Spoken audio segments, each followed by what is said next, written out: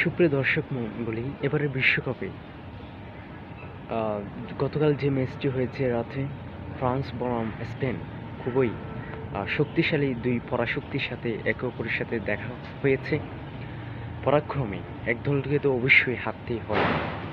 সে হারাটা যদি হয় ফ্রান্সের মতো একটি দল, তাহলে অনেকের মনে একটি প্রশ্নের জায়গা, আসলে সে কোন দল যে ফ্রান্সকে হারিয়েছে, যিনি বর্তমানে যে দলটি ফিফা র্যাঙ্কিং নাম্বার ওয়ানে অবস্থান করছে, সে দলকে হারিয়ে আহ, কোনোভাবেই সামনে অগ্রসর হওয়া যে কোনো দলের জন্য অসম্ভব একটা ব্যাপার। কিন্তু ফ্রান্স কিন্তু সেখানে ফ্রান্সের দুর্বলতাগুলো স্পেন কিন্তু সেখানে খুঁজেছে।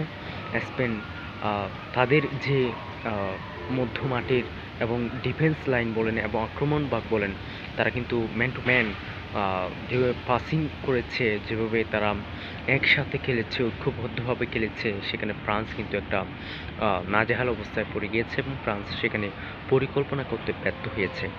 কিলিয়ান এমবাপ্পে বলেছেন, আমরা যে ধরনের খেলা উচিত সেই ধরনের আমরা খেলতে পারিনি, যার কারণে আমরা স্পেনের কাছে গিয়ে হেরেছি। বর্তমানে বলতে গেলে স্পেন যে দুর্দান্ত খেলছে, সেখানে বলাই চলে স্পেনের বিপক্ষে বর্তমানে যে ম্যাচগুলো সামনে আসছে, যে কোনো দল অবশ্যই খুবই গুরুত্বপূর্ণ এবং খুবই পরিকল্পনা মাফিক খেলতে হবে, না হয় ফ্রান্সের মতো অবস্থা হবে। তো স্পেনের জেতার জন্য সবচেয়ে বেশি যে কাজটি করেছে তারা হচ্ছে ডিফেন্স লাইন, মধ্যমাঠ এবং আক্রমণ ভাগ, তারা কিন্তু এক হয়ে খেলেছে। তারা কিন্তু খুবই সুন্দর এবং গোছানো পূর্বটা খেলেছে বলেই তারা কিন্তু ফ্রান্সকে হারাতে পেরেছে, 2-0-তে এগিয়ে আছে। যাই হোক, দেখা যায় সামনে কী হয়।